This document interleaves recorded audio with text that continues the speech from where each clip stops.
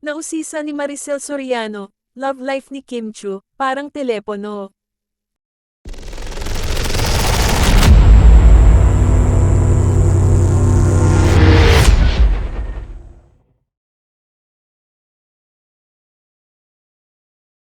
Usap-usapan ang pag-urirat ni Diamond star Maricel Soriano sa linlang co-star na si Kim Chu tungkol sa kanyang pinag-uusap ang love life ngayon.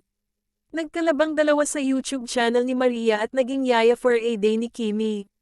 Nagsegue ng tanong si Teray Queen kung kumusta na ba ang love life ng bagong anak-anakan. Ang dami-daming nagbubulungan. Kumusta daw love life mo? Tanong ni Maricel. Tinatanong nila love life mo eh. Hindi naman ako makasagot dahil hindi naman ako ikaw. Saglit na napahinto si Kim at sinabi niyang ang love life daw niya ay nakahang. Ang love life ko ngayon ay ano, say ni Kimi na naputol dahil napabunghalit siya ng tawa. Ang love life ko ay nakahang ngayon. Parang telepono day, nakahang, hirit ni Maria. Natawa na lamang si Kimi bago sila nagdesisyong kumain na lang.